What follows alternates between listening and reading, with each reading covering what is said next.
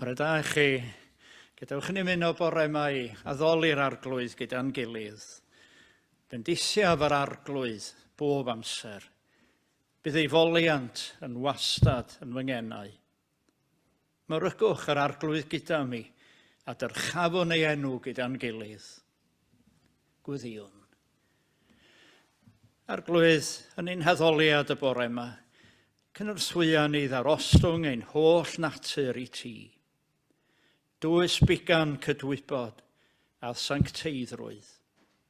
Porthan meddyliau a thwirionedd. Pyran dychymig a brydferthwch. Agor ein calonnau i'th gariad. Plyg ein hewyllus i'th bwrpas.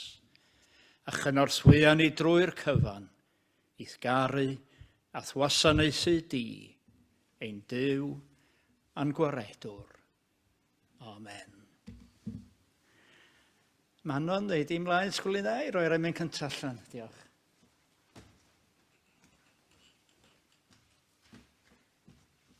Da dy gariad yn glir ddisgleiria, trech na'r twyllwch yn glir ddisgleiria. Iesu goleuni'r byd, cofio nenau. Ti yw'r gwir a'n rhyddhau o'n cadwyni, Crist cleb ein cri, goleia ni. Air disglair Duw, dyro dolau i Gymru heddiw, tyrd ysbryd glân, rhod y dan i ni. Rhed afon gras, teinau gariad ar draws y gwledydd, dyro dy air a goleunia fydd, rhif yr emyn 228.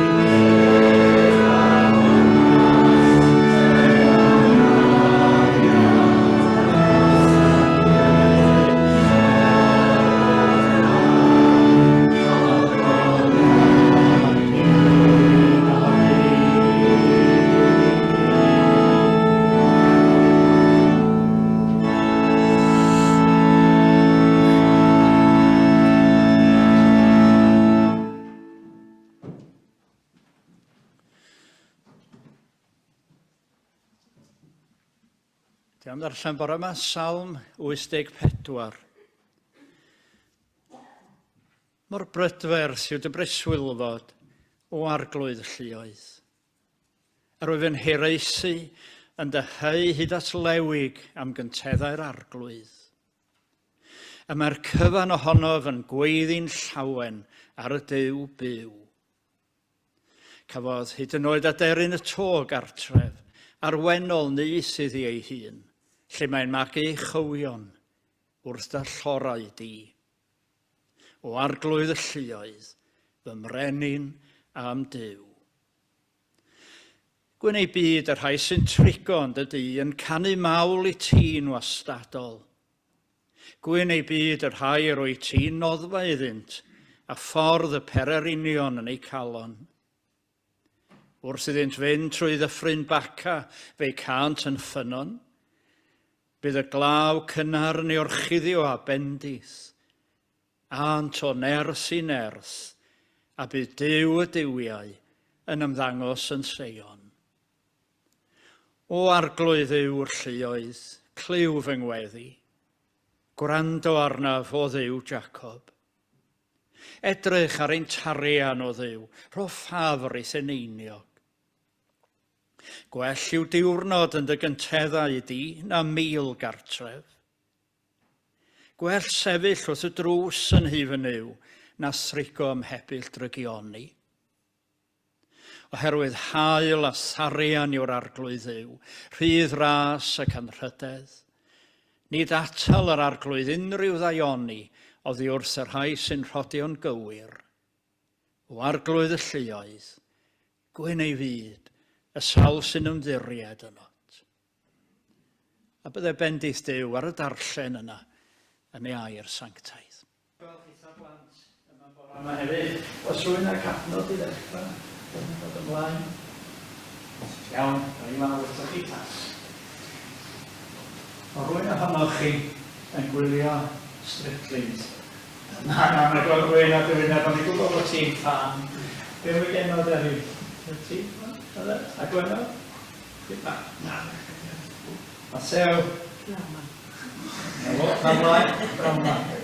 Wel, os ewch yn ôl i'r flwyddyn dwytha ron, i'r gyfres flwyddyn dwytha. Pwy dar i enw? Ie. Rose. Ie, Rose a Giovanni. Rose. A beth sy'n arbennig ynglyn â Rose? Mae'r rhywbeth yn does sy'n sefyll allan. Ie, mae sy'n... Mae hi. Ardderchog e, da iawn ti, Matthew. Mae hi fydda, allan, trod y gerddoriaeth, dda hi ddawnsio do i a Giovanni, a dim sŵn o gwbl flwyddyn dwytha, a ddor i ennill yn do. Ac yn ystod y blwyddyn sydd wedi mynd ers hynny, mae wedi gwneud cymaint i dynnu sylw at anghenion pobl fydda. Mae wedi gwneud lot fawr iawn i godi'r proffil y slicwch chi. A wythnos dwytha, fe basiwyd deddf yn Senedd Llundain yn cyhoeddi bod yna drydydd iaith swyddogol rwan yn Mhrydain. Mi roedd yna ddwy, Cymraeg a Saesneg, dwy iaith swyddogol, ond mae yna un arall rwan, beth chi'n meddwl di hwnna? Sgyn gwylio eto? Ie. BSL, dyna fo, British Sign Language, a BSL, iaith arwyddo. Dych chi'n gwylio rhai weithiau ar y teledu ar y newyddion neu ambell raglen arall hefyd. A mae dilon yn mynd ydyn full speed. Dehongli, ydyn rhandan union gweno, yn dehongli fan'na dydy i bobl sy'n fyddar. A mae'r sawl sy'n fyddar yn gorfod gwylio trwy'r amser, gwylio'r dwylo yma. A gwylio gwyllisau, achos maen nhw'n gallu darllen, lip reading maen nhw'n gael darllen gwyllisau hefyd. A maen nhw'n gwylio trwy'r amser. A chi'n gwybod dydy iaith arwyddo, dim mor anodd â hynny. Dyma chi'r symbolau yna, dyma chi'r llythrenau sydd yn iaith arwyddo. Mae'n edrych yn eitha cymleth yn dydy. Sa chi isio rhoi enw i yn iaith symbolau yn iaith arwyddo. G, O, mae yna fel yn dydy. G, O, Glyn. Os welwch chi un o'r rheilw, allech chi ddysgu wneud eich enw yr un fath yn union. A dyma chi'n arall hefyd sy'n cael ei ddefnyddio. Beth yw hwnna? Diolch. Diolch, ia. Diolch. Ddim mor anodd a hynny, bod i'r cwbl. Ond o ran y sawl sy'n fyddar, o'n i'n deud bod rhaid nhw wylio trwy'r amser, mae rhaid nhw edrych yn does ar y person sy'n siarad â nhw. A maen nhw'n dibynnu ar ddwylo a ddwylo. A dyna rai beth wir, ynde. Dyna ni'n dysgu yn yr ysgol Sul hefyd, yn y capel. Ni'n dysgu edrych ar Iesu Grist. Ni'n dysgu amdano yn y Beibl, dysgu am esiampl Iesu Grist. Ac wedyn, mae'n dweud, os bob un ohono ni fynd o yma, a gwneud, defnyddio'n dwylo sydd gewch chi, gwneud pethau, helpu pobl eraill, pethau da, bod yn garedig, yn ffeind wrth bobl, edrych ar Iesu Grist, ac wedyn gwneud. Wel, ydych chi'n ateb yn dda iawn yn amlwg, bod chi'n gwybod lot am ddawnsio a rows, a chi'n gwybod lot hefyd am iaith bobl fyddar yn ddydach. A dys gynnau mond un gair arall i ddeud wrthoch chi wrth i chi fynd allan i'r ysgol Sul, neu gewch chi ddeud wrtho i.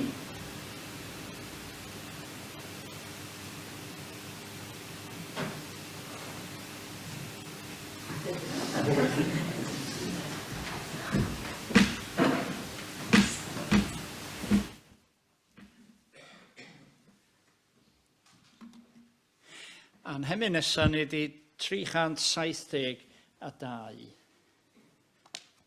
372. Dwylo ffeind oedd dwylo Iesu ym mhob man, yn iachau y cleifion a bendithio'r gwan.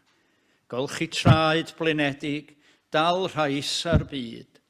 Dwylo ffeind oedd dwylo Iesu Grist o hyd. 372.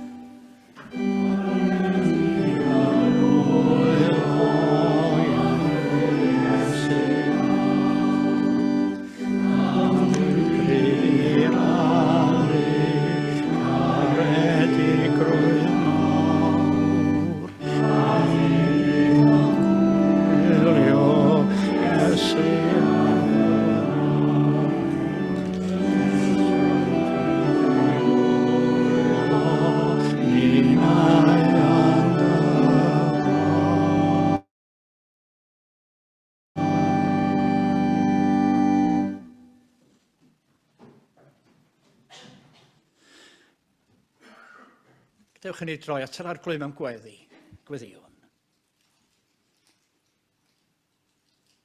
Un tad nefol wrth i ni ddod os flaen di o'r newydd gyda'n gilydd y bore yma mewn addoliad.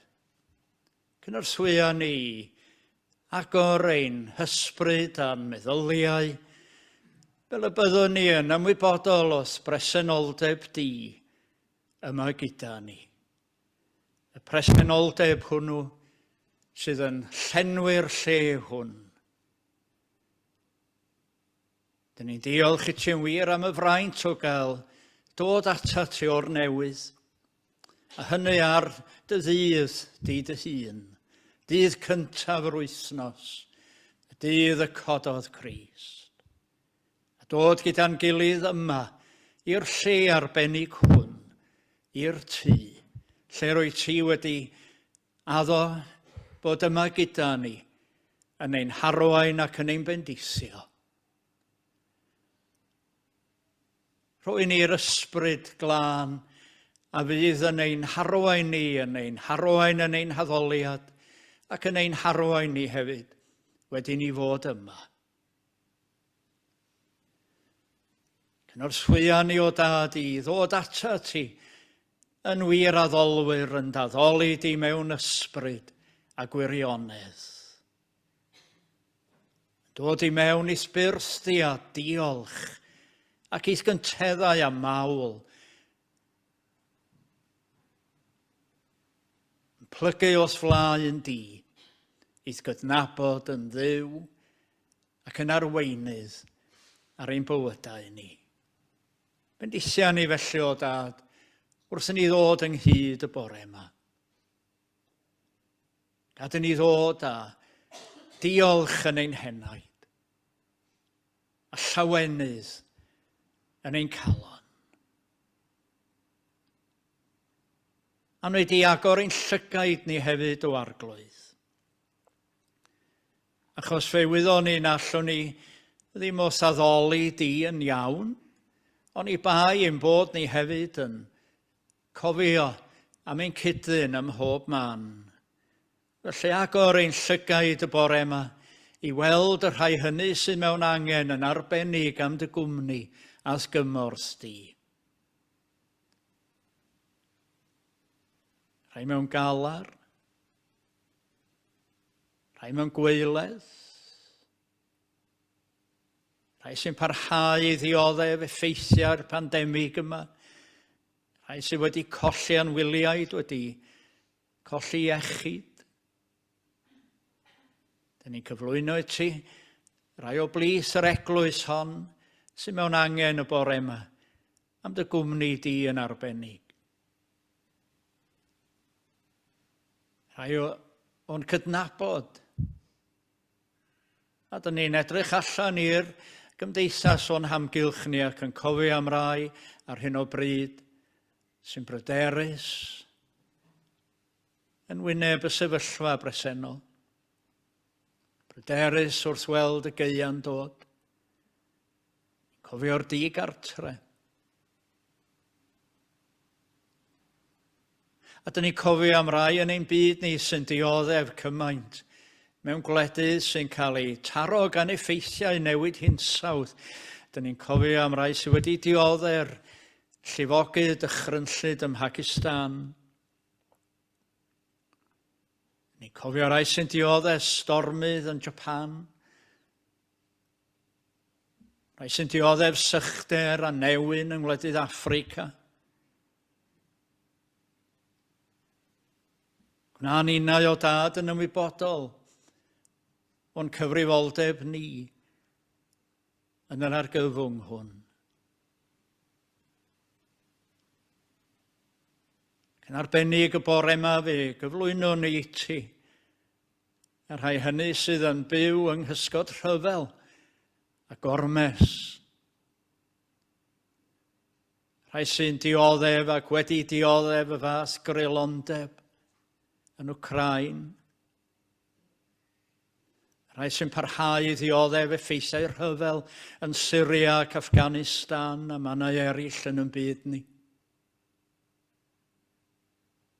Dad nefol, dyn ni'n gweddio, y cawn ni weld arweinwyr ar y cenhedloedd a fydd ei bryd nid ar ryfel ond ar heddwch, ar gymod a chyddeall rhwng pobl a'i gilydd.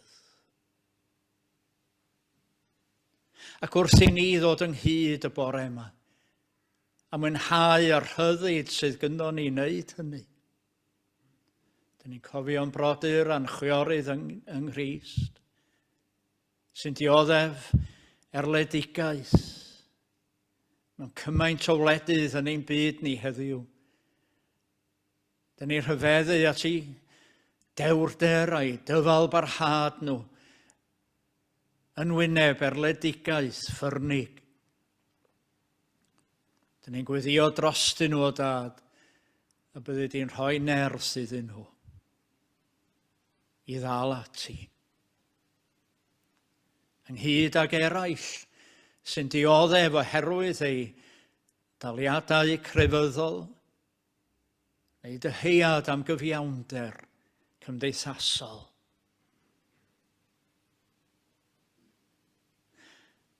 Ac yn olaf o Dad, neu di agor ein calonnau ac agor ein dwylo, rhwng o'n unau fel yn ein harglwydd Iesu gynt, ysbryd o wasanaeth ac awydd i'w roi lle bynnag y bo angen. Dyn ni'n cyflwyno i ti y rhai hynny sydd yn gweithio trwy wahanol fudiadau i gynorthwyo eraill ac i o leddfu angen a dioddefaint ym mhob man. Maddau ni o Dad, popeth yr wyt ti'n ei gael yn ddiffygiol yno ni. A chynorthwya ni fynd oddi yma, o'r newydd yn ysbryd, ein harglwydd a'n gwaredwr ni Iesu Grist. Dyn ni'n gofyn y cyfan yn ei enw sanctaidd ef, i'r hwn y byddor gogoniant yn oes oesoedd. Amen.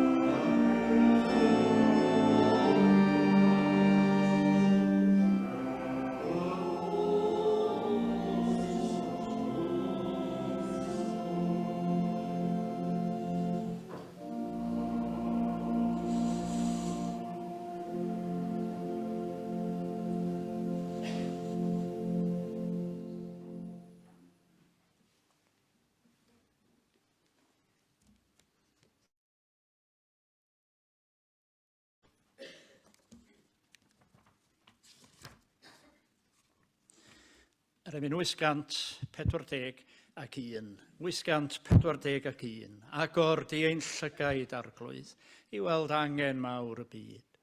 Gweld y gofyn sy'n ein hymyl, gweld y dioddef draw o hyd.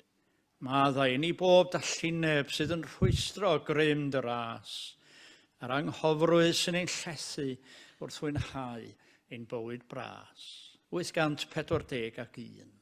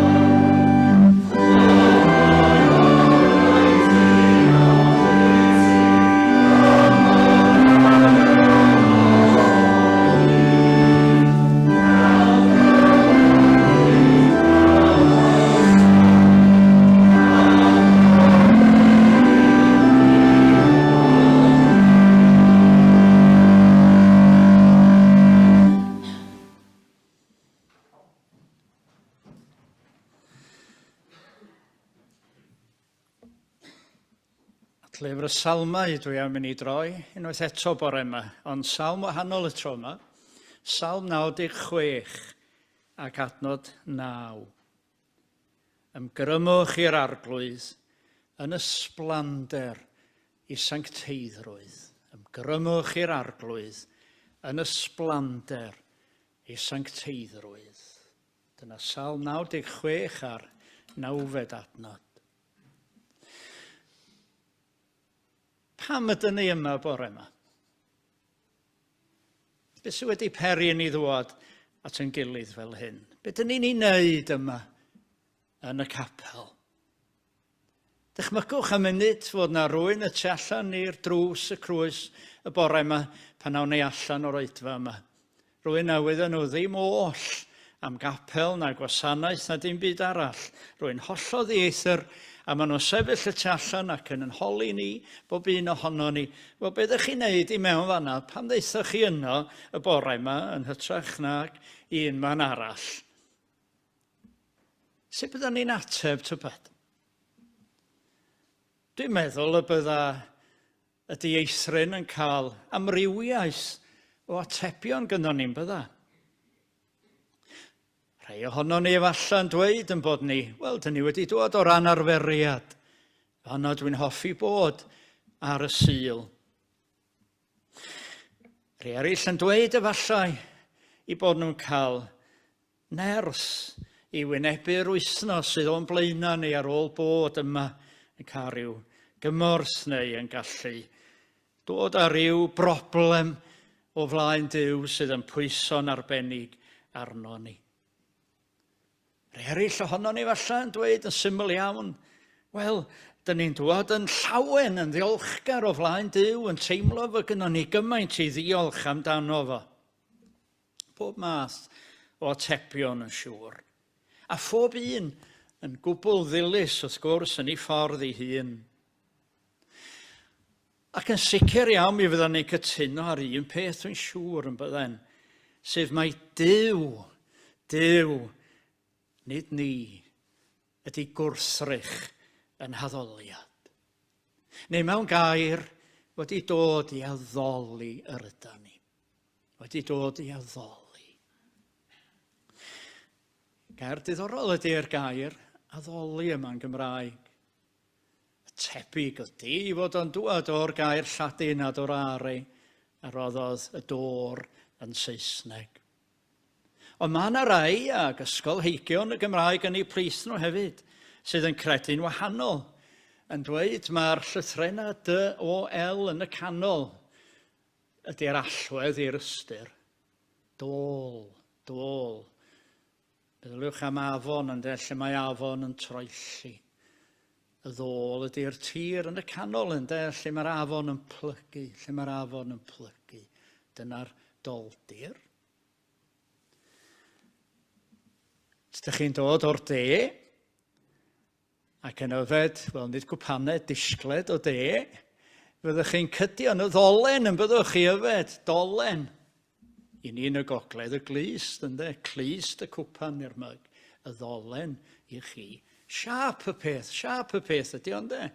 Plygu, rhywbeth sydd wedi blygu fel y gallwn ni ddal yno fa. Dyna, meddai rhai, ydy tarddiad y gair addoli, plygu o flaen Duw. Dewch addolwn ac ymgrymwn, plygwn ein gliniau o flaen yr arglwydd a'n gwnaeth. Neu yn yr hen lyfr Emynau, mi roedd yna emyn o waith Robert Davies, bardd Nantglyn. O flaen dy fainc a thorsedd di, gweddi a mawl sy'n gweddi i mi. Ydy mae gwir addoliad yn golygu plygu, mae'n golygu cydnabod Duw. Cydnabod Duw. Yn ei fawredd a'i ddaioni. A rhoi diolch iddo. Achos dyna'r cyfan y mae yn ei ofyn oddi arno ni. Mae'n golygu yr un pryd wedyn yn naturiol dydy bod ni'n cyffesu'n beiau. Am bod ni'n cofio am bobl eraill o'i flaen. Allwn ni byth addoli heb gofio am eraill na llwn, nid rhywbeth jyst i mi ydi addoliad, chwaith na dwi'n cynnwys eraill yn yr addoliad yna, yn ei gwahanol anghenion. Ac ydy hefyd y sgwrs y mae'n golygu ceisio ei arweiniad o, a'i nerso wrth i ni fynd allan o ddi yma. Neu os liciwch chi, dyn ni wedi dod i ailwefru yn dydan, recharge yn dydan. Ni'n clywed lot am hynny dyddi yma. Sawl un ohonoch chi, dwi'n siŵr, a char trydan. Ond wrth gwrs y broblem efo ceir trydan ydy ar hyn o bryd, nes bydd y dechnoleg wedi datblygu, na allan nhw ddim ond mynd hyn o bellter. Mae eisiau ailwefru nhw. A dych chi eisiau bod yn reit siŵr bod na rhyw charging point ar y ffordd. Ac oherwydd hynny, mae'r rhan fwyaf o bobl a cheir hybrid yn dydyn. Trydan yn gret o amgylch y ddinas. Troi wedyn i'r tanwydd pan dych chi'n mynd ar siwrna go hir. Dod i ailwefru, ailgodi. A ble arall allan i wneud hynny? Ond yma, yng nghwmni'n gilydd, yn addoli Duw. Dewch ni ofyn eto felly, pam ydyn ni wedi dod yma? Be dyn ni'n ei wneud yma yn y capel? Wel, dwi'n credu bod yr ateb yn drifflig. Yn gyntaf, dyn ni'n cyfarfod â Duw. Dyn ni'n cyfarfod â Duw. Dyn ni'n ymdawelu o'i flaen o, yn ffocysu ar Dduw. A wedych chi, pan fydd pobl yr arglwydd yn gwneud hynny? Mae'r gwahaniaethau man sy'n bod rhyngddyn nhw. Rhyngon ni fel Cristnogion a'n gilydd. Rhyngon ni fel enwadau a'n gilydd. Y pethau hynny sydd wedi tyfu dros y canrifoedd, mae'r pethau hynny yn diflannu, yn troi'n ddibwys. Dros y blynyddoedd wedi bod mewn sawl cynhadledd yma thraw yn cynrychioli'r enwad cyfarfodydd cyd-eglwysig. Yng nghwmni'n hyd Gristnogion, yn Babyddion, yn Uniongred, yn Bentecostiaid, yn bopeth dan hael. Ac un peth fydda'n sefyll allan yn y meddwl i wrth fynd yn ôl adre, fydda hyn yr addoliad. Lle roedden ni'n medru dod at ein gilydd ac addoli Duw yn y fath ysbryd nad oedd y gwahaniaethau rhwng yr Uniongred a'r Pentecostiwr yn neud dim gwahaniaeth o gwbl. Ges i'n darllen nofel yn ddiweddar, ges i flas arbennig iawn arni. Enillydd Gwobr Booker am 2021. Gwaith Damon Galgut, The Promise. Nofel ydy sydd wedi gosod yn ei Affrica. Gwr o dde Affrica ydy'r awdur. A mae The Promise yn troi o gwmpas teulu, jyst un teulu, hanes teulu ydy o, ond maen nhw'n deulu cynhennus, cwerylgar, rhanedig. Maen nhw'n gallu dadla'n ffyrnig ymysg ei gilydd yn barhaus am bob math o bethau. Ac un o'r pynciau llosg sy'n ei gyrru nhw i ffreio ydy crefydd. Achos da chi'n gweld, mae rai o'r teulu yn perthyn i'r eglwys babyddol. Mae rhai ohonyn nhw yn y Dutch Reformed Church yn ei Affrica. Rhai yn y mudiad Pentecostaidd. Ac mae un wedi mynd yn ôl at ei gwreiddiau mewn Iddewiaeth. Felly na chi ddigon i ffreio amdano fanno. Ond un diwrnod, mae'r teulu'n dod at ei gilydd ar gyfer angladd. A mae'n achlysur arbennig o ddwys. Ac am ychydig yma'r awyrgylch o fewn yr eglwys babyddol hardd. Y defodau, y delwau, y blodau, y gerddoriaeth, yr arogl darthu, yr ymadroddion Lladin sy'n ddiarth iddyn nhw i gyd. Cwbl yn peri nhw blygu'n dawel gyda'i gilydd.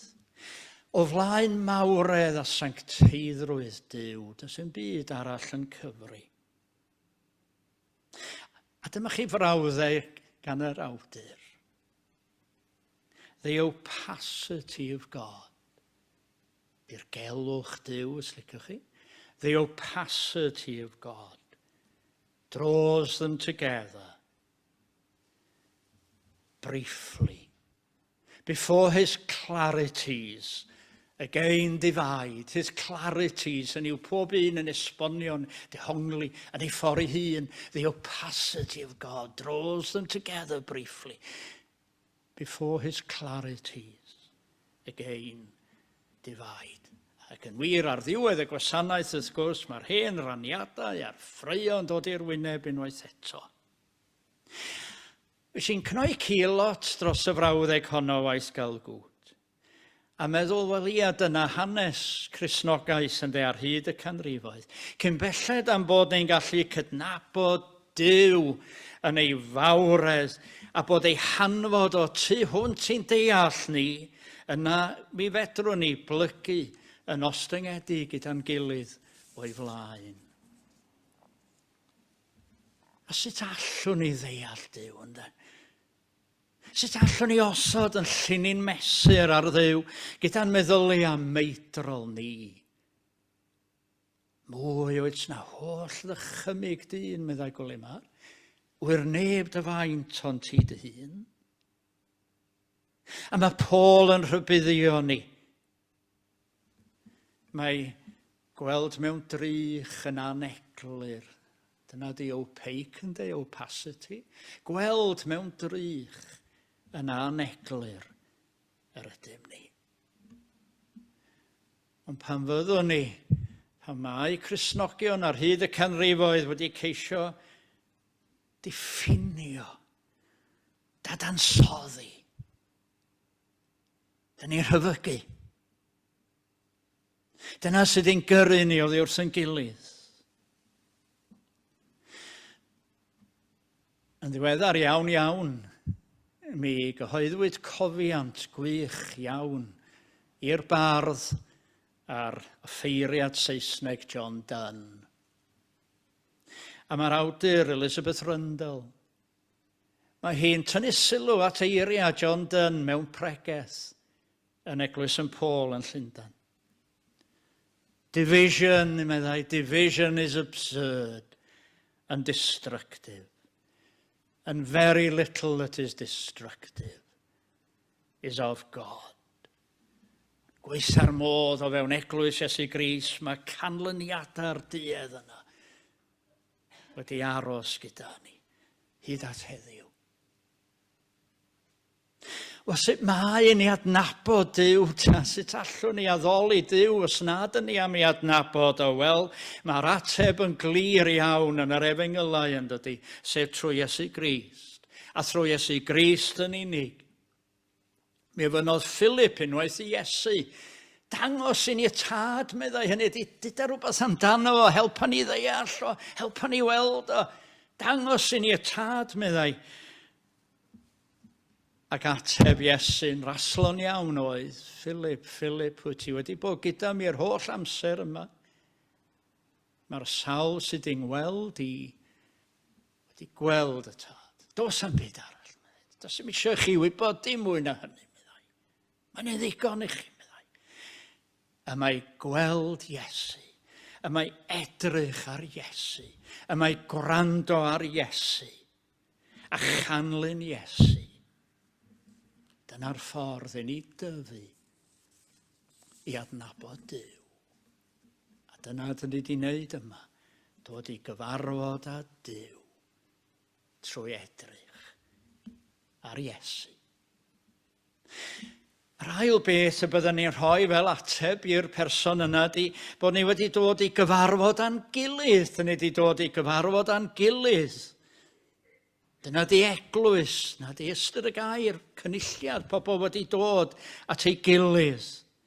Ac o'r cychwyn cyntaf un, yma'r gymdeithas Cristnogol wedi bod yn hanfodol i'n ffydd ni. Y gymdeithas, y dod at ein gilydd.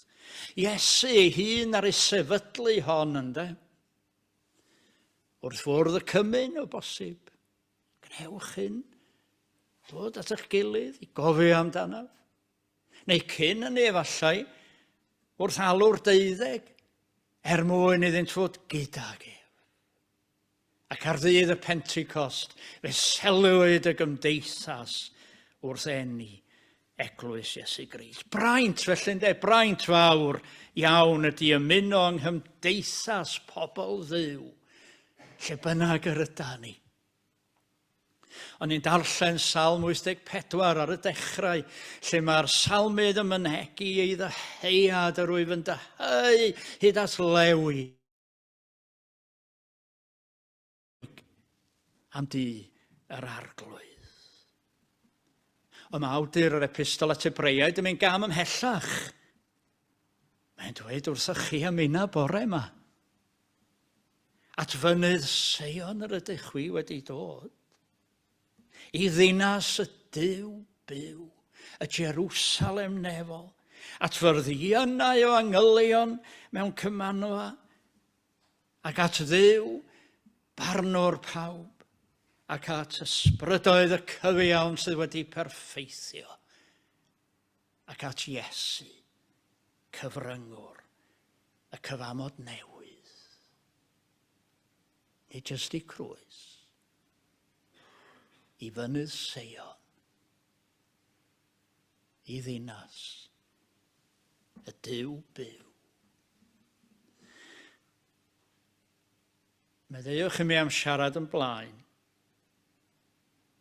Ond mae effeithiau'r pandemig yma wedi para'n hir yn dydy, mewn sawl ffordd. A dwi'n credu fod yna fwy nag un mas o long Covid, Covid hir. Mae yna'r long Covid corfforol sydd gweithio'r modd yn dal i effeithio'r bobl yn hir iawn iawn. Ond mae yna Covid hir ysbrydol hefyd. Covid hir ysbrydol wedi cydio ono ni. Ac allwn ddim peidio a sylwi ar ei effeithiau, ydych chi'n bod. Y chwalfa. Ers ymddeol, dwi'n cael cyfle i bregethu o gwmpas De-ddwyrain Cymru mewn fwyaf arbennig. A sylwi ar y modd yma wedi gadael ei ôl y mywyd yn heglwysu ni. Mae yna lefydd o'n i'n mynd am rei blynyddoedd wedi ymddeol, maen nhw wedi cau a dyn nhw ddim yn bwriadu ail agor. Mae Aled Davies yn sôn yn gyson yn y cylchgrawn cenad am ysgolion Sul sydd wedi diflannu trwy Gymru. Diolch i'r rhai sy'n gweithio mor galed yma ac wedi gweithio trwy'r cyfnod anodd yma i gadw'r hyn blant a'r bobl ifanc yma at ei gilydd. Mae edfaw o'n Zoom ac YouTube wedi bod yn fendith ac yn para felly, yn fendith fawr iawn i bobl sy'n mesu a dod i'r capel am bob math o resymau gwahanol. Dwi'n bychanu hynny am funud.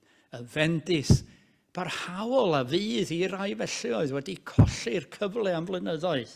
A mae'n offeryn cenhadol, mae'n gyfle i ymestyn allan, dim cwestiwn. Ond, lle mae'n bosib, does a ddim byd i'w gymharu ag ymuno yng nghymdeithas pobl Dduw i'w addoli yn ei dŷ ar y Sul.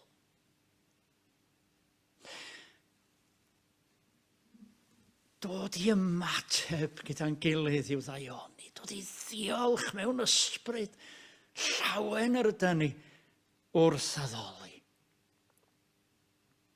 Mae chi beth rhyfedd a ddigwyddodd. Dwi'n mynd yn ôl rhan rhyw 4 blynedd. Mis Mai 2019 oedd hi. Chi weld bod fi'n deud y gwir fama, nid wneud stori fyny dwi. Mae hwn yn ddigwyddiad perffaith wir. Mis Mai 2019 oedd hi, yn Boston, yn America. Yn y neuadd gyngerdd yn Boston. Mi roedd y gerddorfa wedi cynnal noson ardderchog, mae'n debyg, o weithio Mozart. A ydych chi'n gwybod, ar ddiwedd cyngerdd clasurol fel yna, neu a Dewi Sant, neu yn rhywle, mae yna jyst rhyw sai bach yn does, rhyw eiliad neu ddwy, cyn i'r gynulleidfa ddechrau dangos i gwerthorogiad, cyn y gymeradwyaeth. Mae yna jyst rhyw sai bwythian, does? Jyst rhyw dawelwch ar ôl y nodyn ola. A'r noson honno yn Boston, fe glywed un peth yn y saib yna. Waw! Llais plentyn oedd o. Waw! Dyna chi ymateb, dyna chi ymateb. Heiddiannol iawn i gerddoriaeth Mozart, ond na chi ymateb o'r galon. Ac oedd yr arweinydd wedi gyffwrdd cymaint gan y peth. Oedd o'n benderfynol bod o'n mynd i ffeindio allan pwy oedd y plentyn yma. Ac ymhen wythnos oedd wedi gwneud. Bachgen ifanc, 9 oed, autistig. Peth prin iawn yn dweud fachgen autistig allu mynegu ei hun fel yna. Ond o rhywbeth yn amlwg wedi cyffwrdd â fo na allo ddim peidio ac ymateb. A dyna ydy addoliad. Nid catch-up TV ydy addoliad. Os allwn ni fod yng nghwmni pobl yr arglwydd.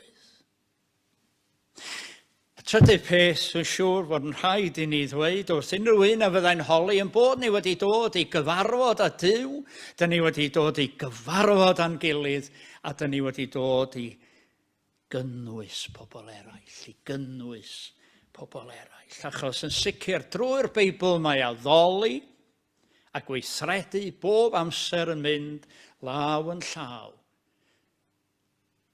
Amos, Hosea, Eseia, maen nhw'n dweud beth mawr. Fel hyn dywed yr arglwydd, meddai nhw, dwi'n eisiau clywed eich sŵn chi, dwi ddim eisiau clywed arogl a bertha chi, cerwch o ddiwrthau. Chi maen nhw'n dweud beth mawr y proffwydi, pan beth chi'n meddwl. Medda Meica, hyn yr wyf yn ei ofyn. Gwneud yr hyn sy'n iawn, a'r hodio'n ostyngedu gyda Dduw. A dyna ddwedodd Iesu yr un fath wrth gwrs. Nid pawb sy'n dweud wrthyf, arglwydd, fydd yn mynd i mewn i deyrnas nefoedd, ond y sawl sy'n gwneud ewyllus fy nhad yr hwn sydd yn y nefoedd. Ydy yma. Mae gwir addoliad yn y newid ni, ynddi. Mae'n y newid ni, sydyn ni wir wedi addoli. Mae yn agor yn llygaid neu anghenion yn cydyn. A mae'r rheina heddiw'n ddir i fedi fel y gwyddon ni. Mae edrych ar wyneb yr arglwydd yn perin i edrych ar wynebau bobl eraill trwy lygyd Iesu Grist. Chi'n cofio'r hanes yn llyfr Exodus. Mae Moses wedi bod yn siarad â Duw wyneb yn wyneb ar fynydd Sinai. Ac wedi ddod i lawr, fe roedd y bobl yn sylwi bod ei wyneb o yn disgleirio. Ond nad oedd Moses ddim yn ymwybodol o hynny, bod ei wyneb o yn disgleirio. Oedd o wedi cael ei newid yng nghwmni yr arglwydd. Os ydyn ni wedi addoli mewn gwirionedd gyda'n gilydd, mi fydd y profiad hwnnw wedi newid ni. A thrwy'n gweithredoedd, fe welydd pobl eraill y disgleirdeb hwnnw. Rhywbeth o Iesu yn hwyneba ni. Dwi am gloi gyda'r geiriau olaf yn yn llyfr gwasanaethau ni, gwasanaeth y cymyn. O bobman wir y gwasanaeth lle dyn ni'n dod yn dawel at yn gilydd at Iesu Grist. Ond y geiriau ola ydy'r anogaeth yma. Nid oes bellach fwy i'w ddweud, ond mae llawer i'w wneud. Felly, yn enw Iesu Grist ein harglwydd, awn allan i weithio mwyn ei enw. Amen.